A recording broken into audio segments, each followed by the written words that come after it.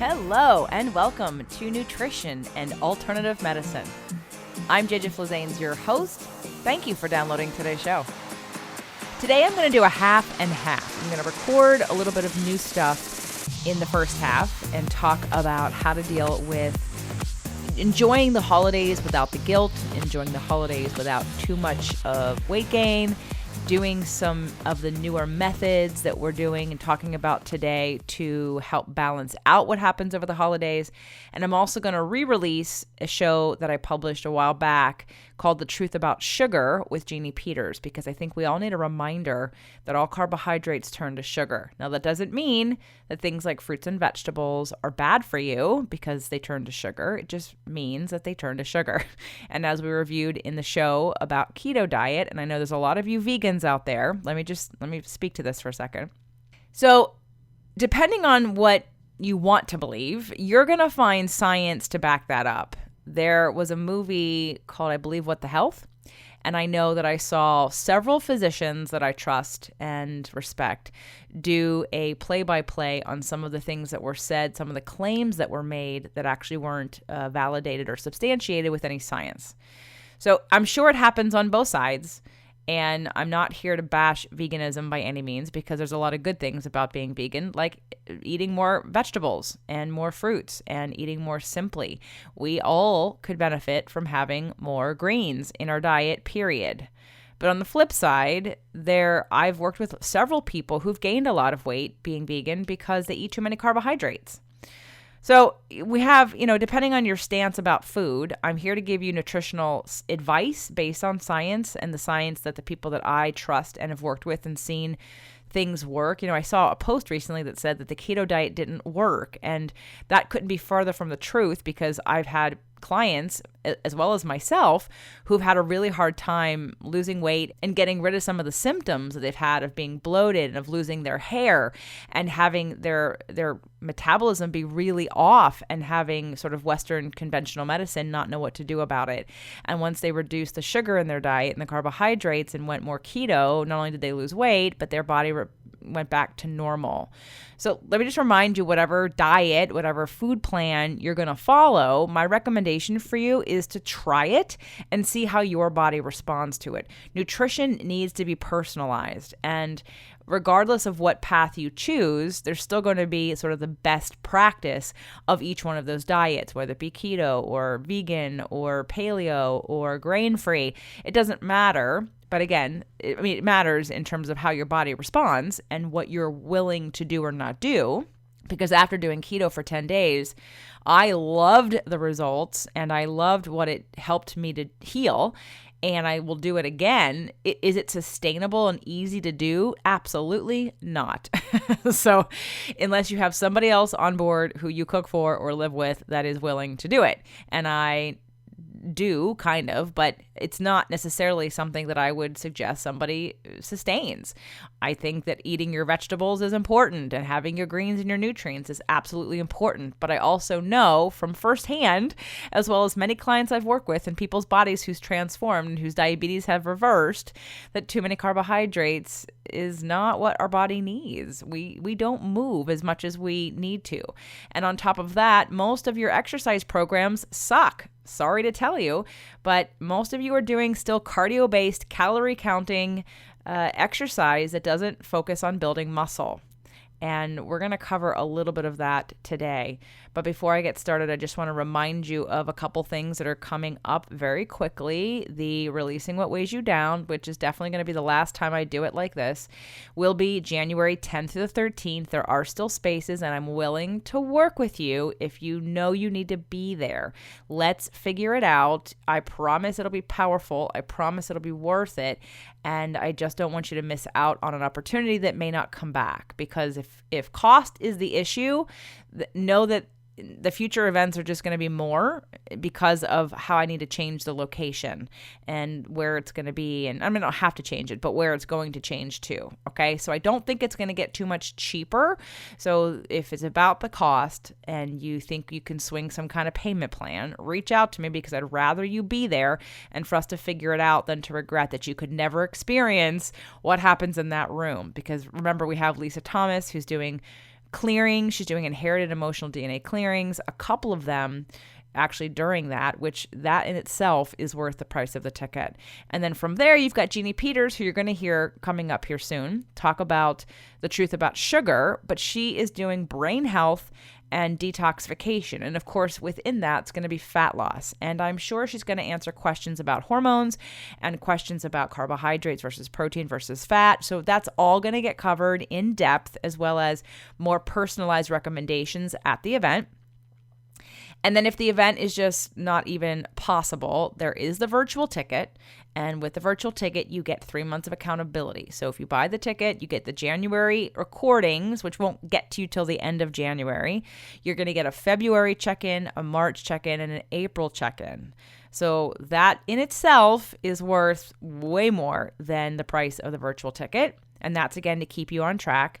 And then the last and cheapest option is the Manifestation Mastermind, in which you can focus on anything you want to. It is not entrepreneurs. It is not business-based. It is about manifesting. So if we're talking about manifesting love or relationships, it can be money and it can be health. And the goal is to have accountability, because most people do well and sustain their habits when they have accountability. And that is $97 a month, or $497 paid in full, starting in January, ending in June. It is a 6-month program, and I do have a few spots left. It is first come, first serve, so reach out to me if you need accountability. If you're waiting for the next free thing, that will be in March. That will be the Manifestation Challenge. But just remember, if you're someone who isn't following through with things, then it doesn't matter how much information you have. It's about keeping yourself accountable and figuring out a way to implement and integrate the information that you want to live into your life. And that's where the accountability piece is super important.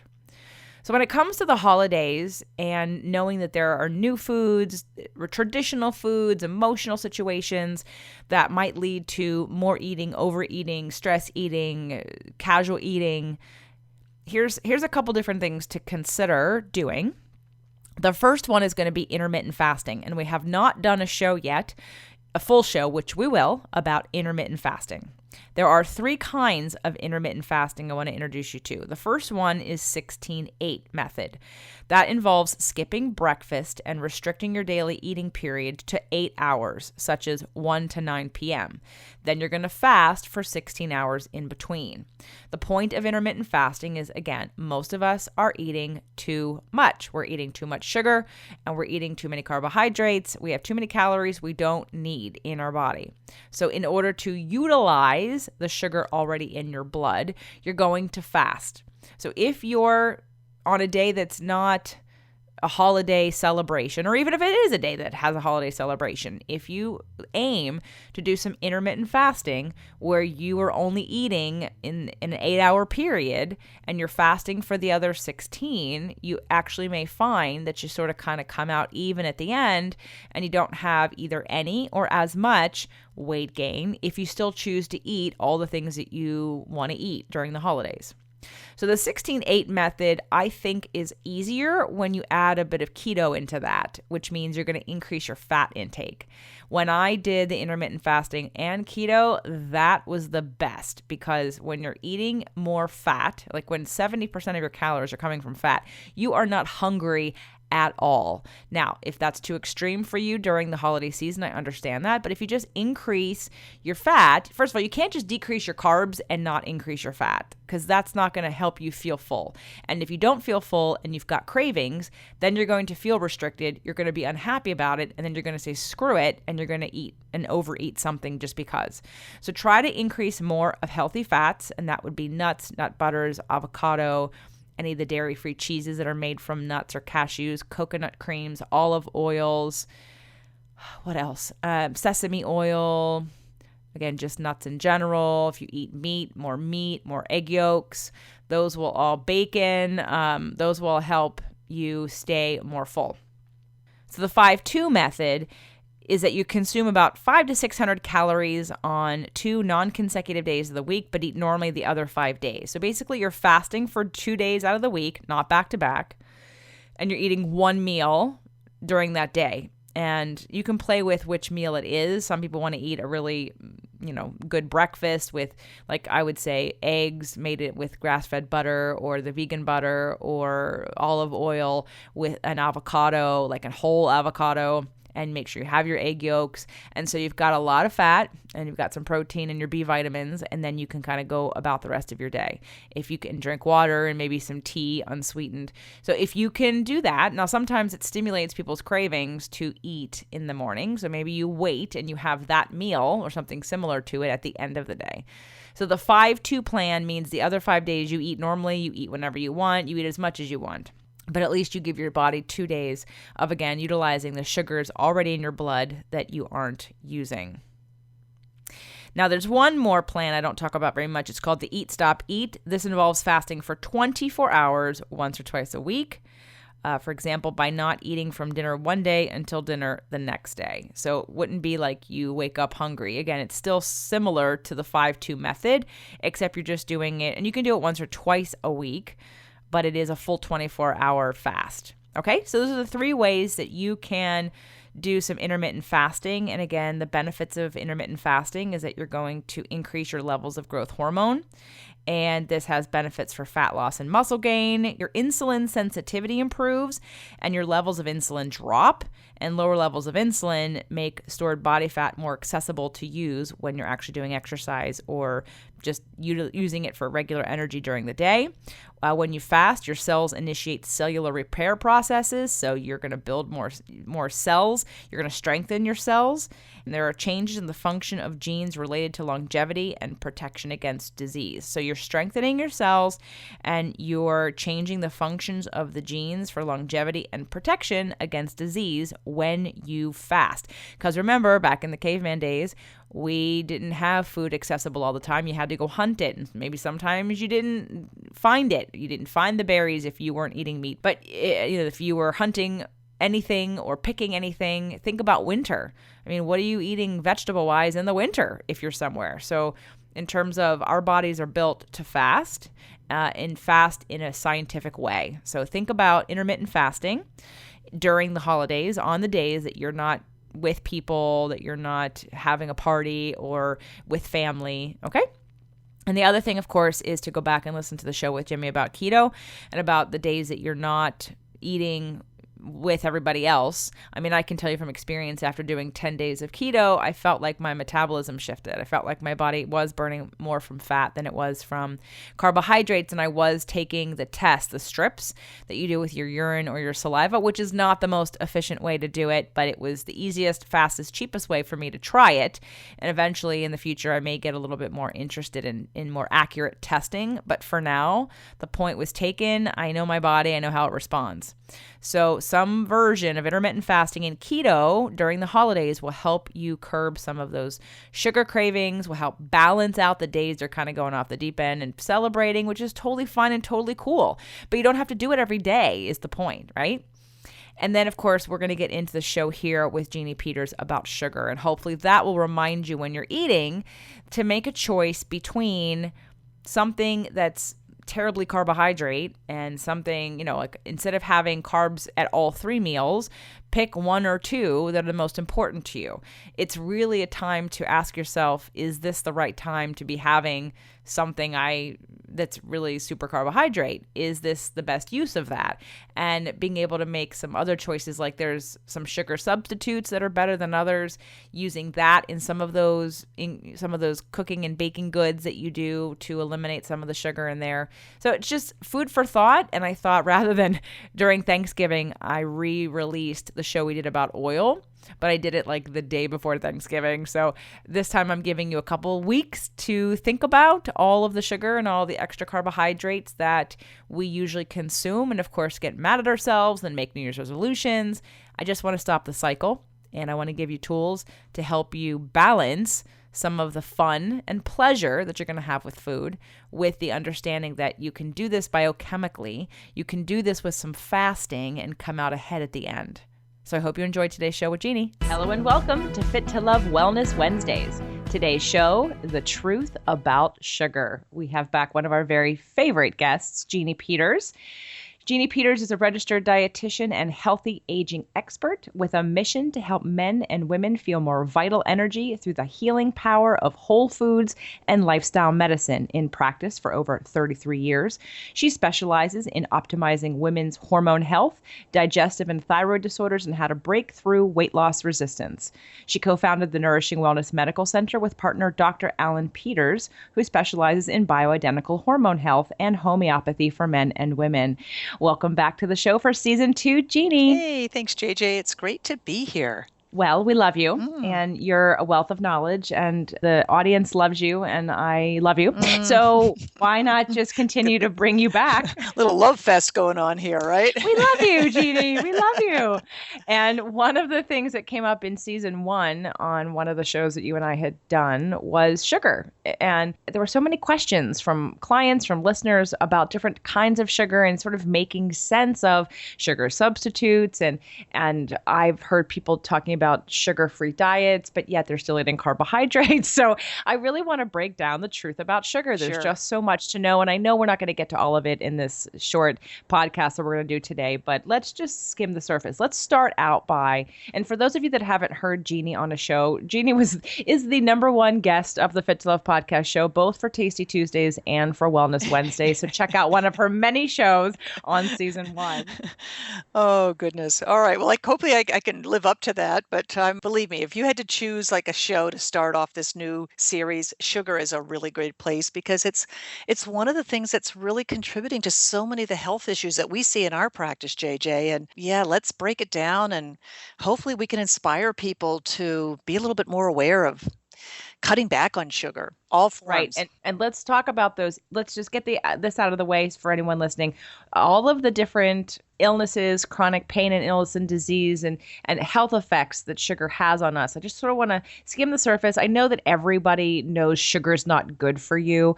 So, but let's just go over sort of the impact that sugar is having on our bodies. Yeah, I think that's a really good place to start because, we got a major obesity crisis, but we've also got, blood pressure issues, people that are suffering from mood swings and headaches and even things like anxiety, brain fog. Much of this is related to like the excess amount of carbohydrates that people are consuming, and carbohydrates all turn to sugar. The only thing that maybe varies is just how quickly they turn to sugar. So, for example, whether you're looking at like an apple, you're looking at apple juice, you're looking at a soda, or you're just looking at teaspoons of sugar that you put into your coffee or tea, they all eventually turn into sugar. And what happens, JJ, is you could think of like your muscles and your liver, which need that sugar for energy. You could think of them as like a sponge.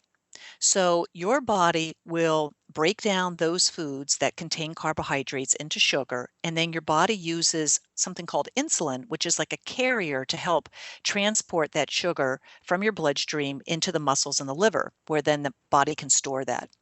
So think of it as like a sponge. Think of your muscles and liver like a sponge, and your body will continue to fill up those holes in your muscles and your liver until it reaches a saturation point. After that point, anything more that you consume, your body has to store it. So that's when it starts storing some of that sugar in the form of fat in the liver. And so that's contributing to a major crisis we have right now with fatty liver. And then the second thing is just excess amount of carbs will turn to fat, and usually it goes straight to the belly because that's a quick and easy way to store it. So, anybody that's got belly fat is probably eating more carbohydrates than their body's able to utilize for energy. So, as that starts to build up, you get obesity as being one issue. But if you start driving too many carbs into your body, you also start driving up insulin. And insulin, we now recognize, is a hormone that contributes to fast aging. So insulin is great in terms of just getting sugar into your cells where your body needs it. But if you start putting too much insulin out, it actually has the ability to drive more fat into your fat cells. There's a lot more here, but probably the biggest one is obesity, and then just excess insulin is contributing now to things like blood pressure problems. It contributes to heart palpitations in some people. It can contribute to actually shrinking your brain, JJ. So, and then mood swings, just the ups and downs of having too much sugar in your blood and then all of a sudden, lowering sugar. Just that up and down roller coaster effect really can increase anxiety and mood swings and just general fatigue. That's enough probably just to build a picture. So let me just stop and just see if that seems clear. Absolutely. Yeah, we're good. That's enough reason. And I know blood sugar regulation is an issue for people, and that also can contribute. And you're mentioning about fast aging. So I'm sure there's some kind of cell damage too with too much sugar in the blood and too much. I've heard of infections. And have you heard of infections? Yeah, absolutely. Think about like whenever you put too much sugar in, one of the first things that happens is your immune system gets on overwhelm. The immunity is really interesting. So that's like your key response team, like your inner paramedics, fire department, police department. I mean, you've got a team within your body that's looking to respond to like emergencies. But you start flipping too much sugar into your bloodstream, you really make it difficult for the immunity to go and work effectively. So that's one thing. The other thing is that if you've ever dropped sugar, on the floor and there was like something wet and it got sticky, it takes a lot of scrubbing to make sure you get that all otherwise cleaned up. Otherwise, things will tend to stick to it. You've probably had that experience. Well, the same thing is true in your blood. If you have too much sugar in your blood and you don't clear all of it out, it ends up sticking to the red blood cells of your body. So blood cells will start to clump together. And if they clump together in such a way that they can't get into the tiny little capillaries that feed your eyes, your fingertips, your toes, one of the first signs of prediabetes is that people's eyesight isn't as good because they don't have the clarity because they're not getting the blood flowing in and out of those tiny little capillaries. Or people might feel like their fingertips or their toes they don't have the circulation that they used to. Well, that's because these little tiny capillaries are not receiving this oxygenated blood because they're clumped up in such a way that they can't literally, one blood cell going into one capillary at a time isn't happening. So we know those are all signs of like early diabetes, but there's a lot more. I mean, there's probably 100 things I could talk about that are related to excess sugar. But anytime you have excess sugar, you're going to have excess insulin. So insulin is the carrier, and insulin makes your cells more brittle, tends to make your blood vessels a little bit less elastic. So you've got a whole set of issues with sugar and issues set up with insulin, and they're both connected. Great. So now we have a very clear picture of all the reasons why we want to reduce our sugar intake. And to be clear, all carbohydrates turn into sugar. And you said the difference is how much, right? And how fast. Yeah, it's like related to fiber. So like an apple is going to take longer to break down because there's more fiber in it than, let's say, drinking a glass of apple juice. So that helps build a picture too that foods that are higher in fiber are going to make that sugar move into the bloodstream in a better and healthier way. One of the reasons why we really push fiber or foods made with fiber. Right. So vegetables and fruit are still going to turn into sugar. They're just going to do it at a slower pace, Right. which won't spike your insulin level. Exactly. Well, and an apple and a vegetable in terms of the makeup has less sugar than a glass of apple juice. Yeah, really right? good point. Like if you have like a juicer, it'll take 3 apples to make like an 8-ounce glass of apple juice. Like one apple will make about a third of a cup.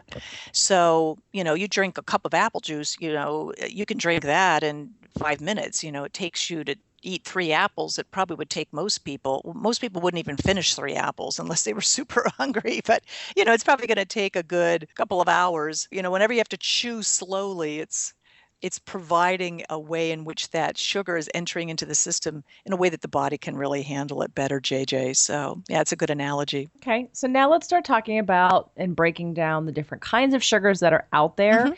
And most of the people, I hope, that are part of the Fit to Love community are people that aren't necessarily doing chemical-based sweeteners and fake sugar, so to speak. And those would be the saccharin and the Aspartame and aspartame sucralose and sucralose, Yeah. which is found in Splenda. Mhm. so just for, in case anyone out there is still using any of these, can you give everybody just a quick overview of why we don't want to be using these? Yeah, sweetener lesson 101. Let's just talk about, why you want to avoid artificial sweeteners like the plague.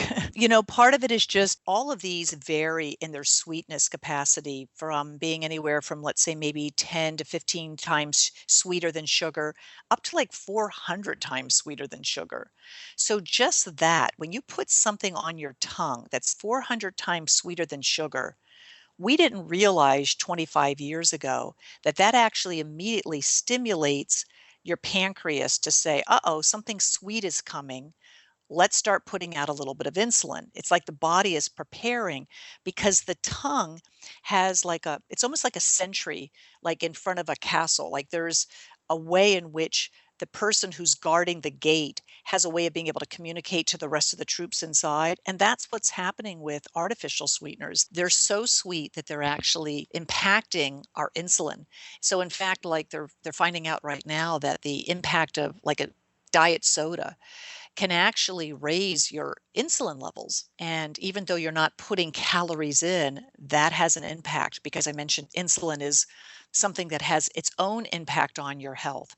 The second thing is that when those artificial sweeteners come into the gut, we actually have certain types of bacteria that will extract more calories from the foods that you consume, particularly around artificial sweeteners. So the way that those artificial sweeteners are communicating to that group of bacteria, Bacteroides, and I forget what the Firmicutes, I believe is the other one, they actually like flip a switch in which they're able to extract more calories. So even though you may be consuming something that has 1 or 2 calories, like in the case of a diet soda, this type of bacteria is able to extract more calories from the other foods that you're consuming. So that's something that was sort of surprising as researchers started looking more into these artificial sweeteners. And then the last thing is that they change your taste buds, JJ. Did you ever drink diet sodas? Oh God, not really. I think I've never ever liked the taste. Yeah, I did for a period of time, when I was like in my 20s and 30s, I was drinking a diet soda every day. And, I just got used to the taste of it. Then I decided I wanted to get off of all this stuff because I was trying to get off of caffeine. And when I went back to taste a diet soda, like maybe 6 months later, I was just shocked that I even reached a point where I was able to tolerate it because it is so much sweeter. And so your taste buds start to shift so that we want things that are sweeter than we would otherwise if we weren't consuming these. So that has an impact even on, your endocrinology and your metabolism. Right. So people have heard that diet soda is worse than regular soda for these reasons, and diet soda can cause weight gain more than regular soda for the reasons of the increase in insulin from the pancreas, right? And As well as the change in gut our bacteria. gut bacteria and now our cravings and our taste buds because now we want more sugar Exactly. because everything's been shifted by us being used to having something 400 times sweeter than sugar. It's true, so, and you know what? You really have to be a good label reader because there's so many drinks and beverages that are on the market right now that are using, they become more aware of the fact that consumers in general are trying to cut back on artificial sweeteners. So sometimes what they're doing is using some artificial sweeteners with stevia. So, and honestly, some of the print is so tiny, and I'm at the age right now where I literally have to have 6-foot arms to read some of these ingredients. So I have to bring a magnifying glass or something because I can't always read some of these things. I don't necessarily buy this stuff, but, you got to do your research for my clients. So, Well, and we want to know. yeah. We want to know what those labels are so that we know what to look for, and we are going to get to that. But Yeah. before we get to that, I do want to move into, you mentioned it, so let's go there. Stevia. Yeah. So the no calorie natural sweetener that people know about is stevia. And you just mentioned something that sounded like a company was trying to disguise stevia. Is there something bad about stevia? Nothing wrong with stevia, but it's one of the things that's been challenging for a lot of the drink and beverage and companies that are interested in trying to sweeten foods in a more natural way. I mean, stevia is a plant. I've had it growing in my garden. The flowers sweeteners actually produce a very bright, strong, but a little bit bitter tasting flour. So they are able to process the flour and the leaves into a sweetener that's about 30 times sweeter than sugar. So it's not nearly that intensely sweet that you get with like aspartame or sucralose, but it's still sweet. So one of the challenges with stevia is that it's very safe in its natural form, and it can be used to sweeten most dishes and drinks, but it's something in which sometimes you get a little bit of a bitter taste. So that's been a challenge for food manufacturers in terms of how they could work with it.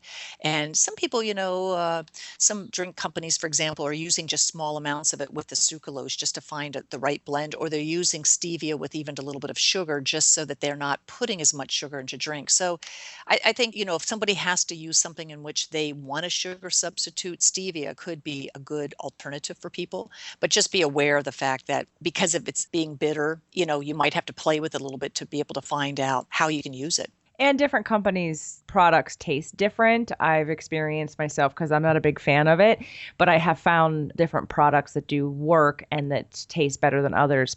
And I've got about 10 other questions on different sweeteners. We're going to go over all the other sweeteners on the market, what the differences are, which ones have less sugar, which ones are really no different, and all those different labels. Okay, Jeannie, so we've discussed that stevia is a no-calorie, natural sweetener, 30 times sweeter than sugar, has a little bit of an aftertaste. If you like it, it's safe and healthy, yes? Okay, so what's the next best sugar substitute? A good substitute is something called Lohan. Lohan, sometimes it goes by Lohan Go. It's something that's found it's like out of China, and it's also a bit more expensive than stevia. It's a fruit that's been used as a sweetener for centuries. It's about 200 times sweeter than sugar. The good news about it is that the FDA puts out a list called generally recognized as safe.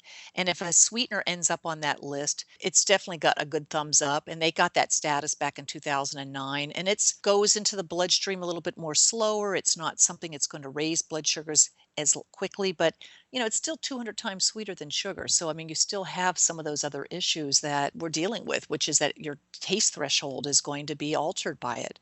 But it certainly has this safe status that, many of the other artificial sweeteners are still, and some of them have not made that list. And they won't.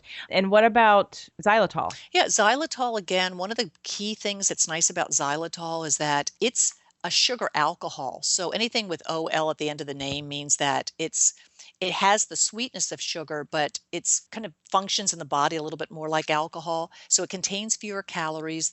Xylitol in particular is one in which it actually improves the mouth bacteria that live in your mouth. So that's why, in fact, a lot of chewing gum manufacturers, and they were using like toothpaste or mouthwashes, oftentimes they'll use xylitol in there because it actually helps improve the overall bacterial balance. The other kind of downside about xylitol, and I'm somebody that suffers from this, sometimes we'll get like a little bit of a loose stool because these alcohols don't get digested very effectively towards the end of the digestive process. So some people might notice that they might have a little bit of like thin stools. But xylitol in comparison has a great effect on your blood sugar. So it's a much better choice than, let's say, using plain old sugar. And what about coconut sugar, date sugar? Yeah, all of those are really nice, JJ. Although they still provide sweetness, they're not nearly as refined as what you would find in like white table sugar. So like a coconut sugar, if you eat coconut, you tend to taste a little bit of that natural sweetness that's there. Have you ever had the coconut pudding that's just naturally found in like a young coconut? I drink coconut water that comes right out of the coconut. Right, so it has a slightly sweet taste. So there's just some natural sugars that are found in there. There's not added sugar, but it's just some of the natural sugars that are found in those carbohydrates. And when they process that in such a way, they're able to go ahead and pull out, it crystallizes a little bit. That coconut sugar isn't going to be as strong as, let's say, white table sugar, but that's in fact why it's so beautiful, because you can get, maybe a nice sweetening effect. Let's say if you were making an apple crisp and you could put a little bit of it into the oats, without having that sharp, intense sweet taste and without having the tremendous impact on your blood sugars. So I like coconut sugar. I've been using it, and I have used date sugar. Some of these vary in price. thankfully the coconut sugar is coming down because, they just got massive coconut groves that are producing right now for, this country's amazing desire for anything, coconut water, coconut milk, coconut sugar. And I use coconut sugar and date sugar because of being paleo, and I've really enjoyed it. But I've heard sort of people talk about, these are still Sugar. sugar. They're going to still And spike your so, blood. so there are better choices, but we're still looking at the fact that it's still sugar. Now, I'm going to go back a few steps. Stevia has no calories. Right. Lohan, does that have It calories? does. I probably should know it off. That's probably about 2 calories in a teaspoon. Most white table sugar is 4 calories, so it's like half as much. And xylitol has calories. Is it also half as I much? think it is, JJ, and I should know it, but off the top of my head, I don't. But Okay. it definitely I know has. it's less Yeah, calories. And then coconut sugar and date sugar, I know has less calories, but unfortunately, because it is less sweet, you have people to tend use to more of use it. twice as Right. much, right? Just to get that kind of, To get the same to get amount that, of sweetness. So it makes it right. sometimes a little bit more expensive than regular sugar, and certainly, you probably end up using more. So let's quickly, I know the show just went by so fast and people have probably a ton of questions. And so if you're listening and you still have more questions, so let's talk about recommendations of sugar. How much sugar? Is there a better time to be having sugar? Is there a terrible time to be having sugar? And how much do we want to be, what forms do we want it in? Yeah, it's a great question. Two quick tips I can give to people. Everybody can benefit if we just consider trying to dial down our taste for sugar. So that can come in a couple of ways. One is that if you're used to using any sweeteners, whether it's sugar or even artificial sweeteners, maybe just start dialing that down so that you're using less. Put everything in half and just see how you do, because that right there, that's going to help, weaning yourself off of some of these sweet foods and beverages over a period of time is going to help improve your health. The second thing to look at is if you can at least consume sugary. If you eat, let's say, a piece of chocolate, or you have it with something that's got some protein or fat. Like, for example, if I buy chocolate, I'm always going to buy it with almonds, because just the fat in the almonds is going to help slow down how quickly that sugar enters in my bloodstream. Or I might have a piece of dark chocolate with maybe a cup of hazelnuts. So fat plus a carb, the fat will slow down how quickly that sugar rushes into your bloodstream. And then if you're somebody who enjoys, something sweet with a meal, consider possibly having, something like protein with it. So for example, I love fruit. I'm eating a lot less of it these days, but if I have it, I'm going to have it with a piece of cheese, or I might have it with, maybe I would put berries into my yogurt, because the protein and the fat in the yogurt will slow down how quickly the sugar metabolizes. What about those of us that are dairy free? Yeah, I mean, you could do something again with some other kind of protein. So let's say you have a piece. Well, give me an example of something that you eat that's sweet. Well, one of my favorite breakfast additions is I make a raw macadamia nut cream that I did on the show, and it's basically macadamia nuts. There's a little bit of fresh squeezed orange juice in there and a date, and you blend that all up, and then I put it on a peach. So fantastic. Well, that's a perfect example where the macadamia nuts are providing the fat. So you're already slowing down, just, let's say the sugar from that peach is going to be less impacted just because you've got that fat there. So that's fantastic, JJ. That's a perfect example of what we're talking about. And then to make it even better, what would be best would for me to have an egg or two before I even eat that. You could do that, but even just sometimes, these cashew creams or macadamia nut, I mean, nuts are amazing in terms of how they provide and macadamia in particular, because they're one of the lowest in sugar. They have the least amount of carbohydrates of any nut on the planet. So you're not getting for sure any sugar, and the amount of carbohydrates in there that you would find is relatively low.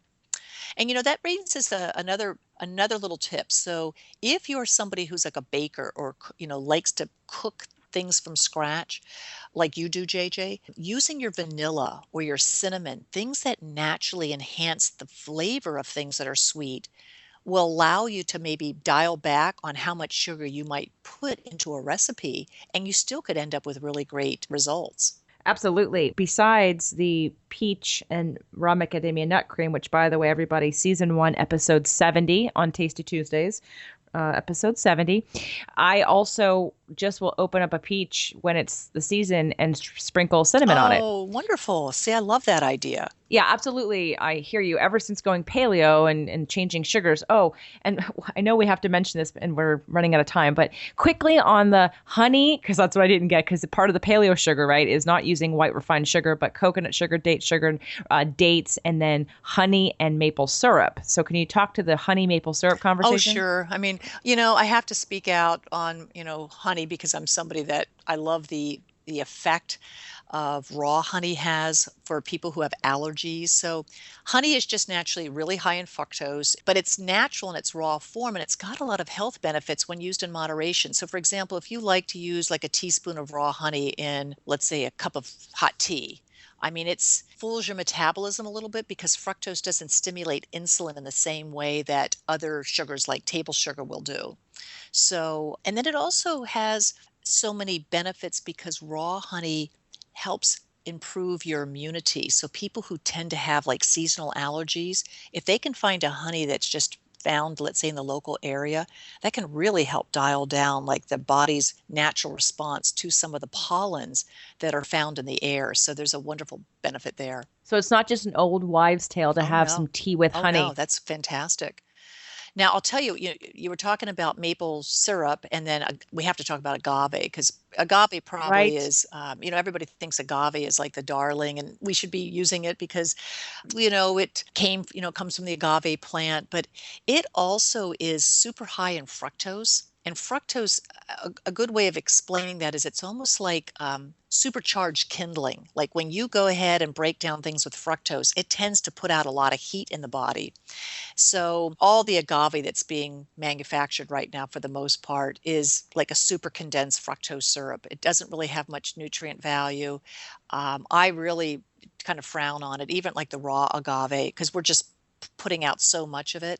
And, you'd be better off if you're using it, really dial it down and maybe switch to actually using a little bit of honey if you like a sweetener. And maple syrup. Maple syrup, I mean, again, the just the whole processing of maple syrup, you're going to get a pretty strong, you get a little bit of fructose that's in there. It's not as high as like an agave. Agave, like, I think it's 70 to 90% high fructose corn syrup, or it's more of a super condensed fructose syrup. You don't get that as much with maple syrup.